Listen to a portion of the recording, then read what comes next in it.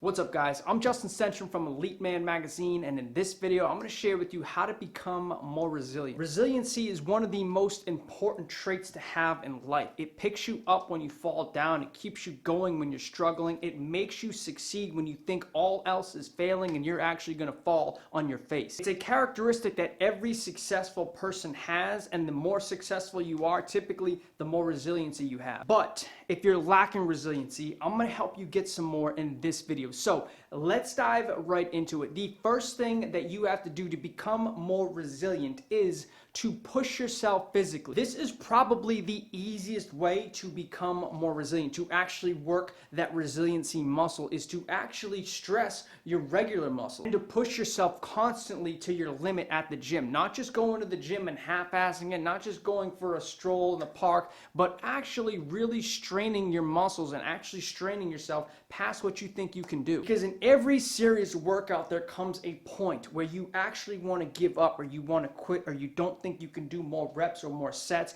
and you want to just call it a day. But that's the point where the magic really happens. That's the point where your muscles really build up. That's the point where your mind really builds up and you actually have a more stronger resiliency because you keep going past what you think you can do. So whether you're running long distances, whether you're biking through the trails, whether you're doing sprints, whether you're at the gym doing bench presses, whether you're doing squats, all of these things have breaking points. And when you start to go past these breaking points, or at least the points that you think you're going to break, or the points that you really want to stop in, you go past those points, you start to really stress that resiliency muscle and build it up. It is so powerful and so effective because in real time you can actually see real results and you can see yourself getting that resiliency right away. Second thing that you can do to become more resilient is actually to push yourself socially. This, in my opinion, is actually more powerful than the act of physically pushing yourself, because most people actually fear social situations far more than they do physical situations. So people can get down in the weeds and they can actually struggle and they can face different physical challenges and just keep going forward, because if they keep pushing, they keep actually moving their body, they can get past that physical hurdle. But the social thing is like a whole nother beast because it's using your mind and you can't actually see or tangibly do certain things. It's all really upstairs. One of the biggest three fears that most people recurringly have, most people in general have, is the fear of public speaking. This is literally right up there with the fear of actually dying. That's how powerful it can be when you expose yourself socially and you're not comfortable doing that social thing. So when you start to push out of your comfort zone and really test yourself socially, I'm telling you, you're going to feel incredibly resilient. Doing things like, say, taking an acting class or an improv class or a speech class like we talked about, a dance class, these types of things where you may not be as comfortable or familiar with doing these things socially. When you start to slowly jump into doing those types of things,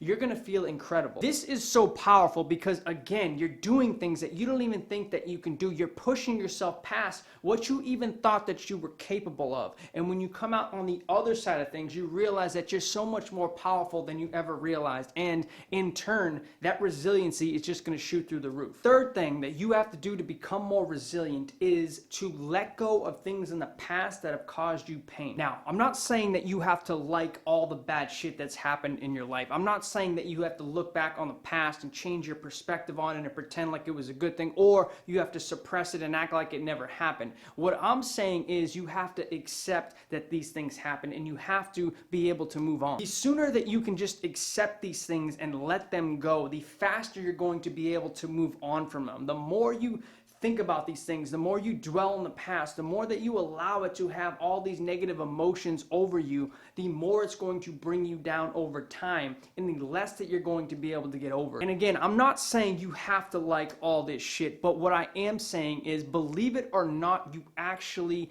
got something from this. Believe it or not, there was some good from this thing. It's not like it was a good act. It's not like it was a good thing in your life, but some good did come from this thing. And that thing is, it made you more resilient. It made you strong. Because not everybody has faced those types of problems in their life. Not everybody has gone through those types of things. Not everybody has faced that type of trauma in their past and had to deal with as much bullshit as you have had to deal with. But believe it or not, the fact that you're still around, the fact that you're still here, the fact fact that you're still breathing and watching this video, that means that you're more resilient than all the other people who've never had to face that thing. And once more, it does not excuse all the bullshit that has happened to you, but once more, it does make you more resilient than all the other people who have not had to go through that type of shit in their past.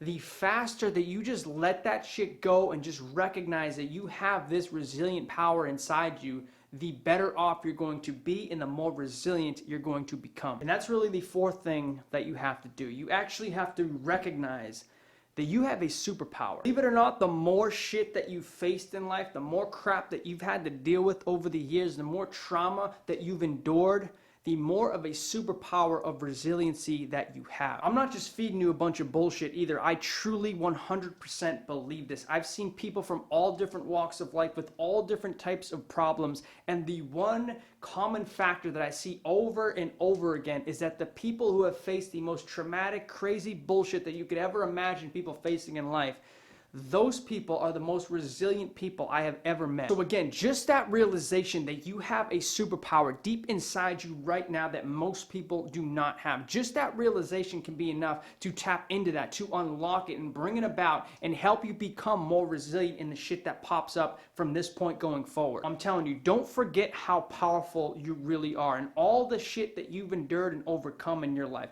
You don't have to look back on that and think negative thoughts about it or constantly dwell on it, but realize that you do have some incredible shit going on inside here and inside here, and you can use that going forward for the rest of your life. Well, that's it for today, guys. If you enjoyed this video, leave a like below and also comment in the comment section whether or not you have a superpower. I got breaking news. If you've ever faced bullshit and overcome that in the past, the chances are you do have a superpower. I know I have one. I want to hear from you. And as always, make sure you subscribe to our channel right now and hit the notification bell to get notified the instant we release a new video.